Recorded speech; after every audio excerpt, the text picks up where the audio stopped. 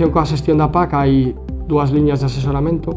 Por un lado temos as entidades colaboradoras co FOGA, que son entidades bancarias e entidades de aconsellamento, que son aquelas que asinaron un convenio co FOGA para tramitar a PAC, para tramitar a presentación e a modificación da solicitude da PAC.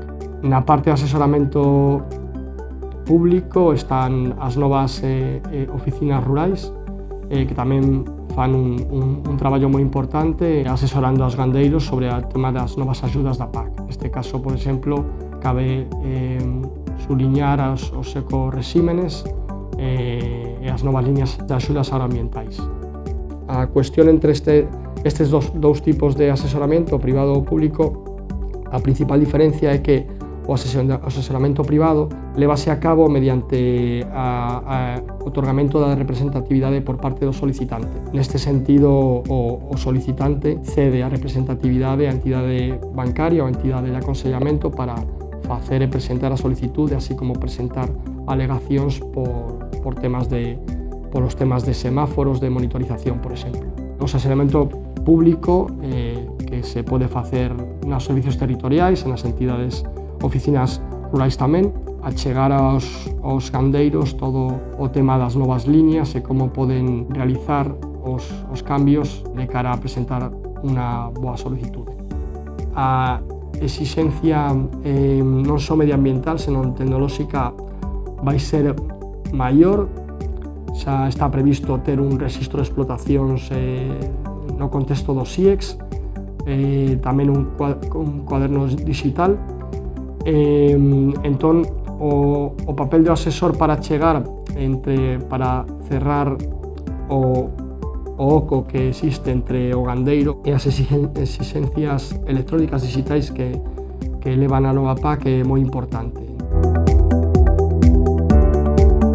Em Portugal, a nível de aconselhamento público, nós estamos muito orientados e muito alicerçados na rede que o Ministério da Agricultura tem por todo o país. Portanto, nós estamos na Direção Regional de Agricultura e Pescas do Centro, onde temos vários sítios de porta aberta, como este que estamos localizados aqui em Aveiro, que temos as delegações, temos os núcleos. Portanto, estes serviços de proximidade servem assim para ser o local onde os produtores, quer a nível agrícola, quer a nível pecuário, podem recorrer para que tenham acesso à informação, para que nós possamos dar todo o aconselhamento nas várias questões relacionadas com as suas explorações e com a sua atividade. Essa estruturação a nível do Serviço de Aconselhamento Agrícola e Florestal está disperso por todo o país.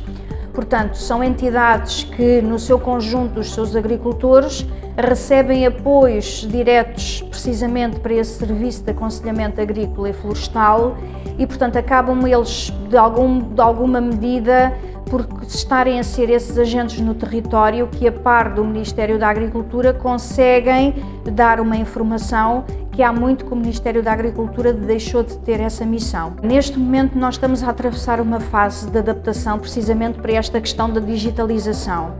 É missão do Governo e do Ministério da Agricultura promover aqui cada vez mais uma maior proximidade recorrendo a ferramentas de digitalização. Naturalmente que estas ferramentas ficarão ao dispor, quer dos técnicos que pertencem a estes serviços de aconselhamento, quer também dos próprios produtores de uma forma muito direta. Nós temos apostado através do balcão de serviços junto ao agricultor, através do portal único da agricultura, precisamente agregar estes serviços para torná-los cada vez mais próximos dos agricultores.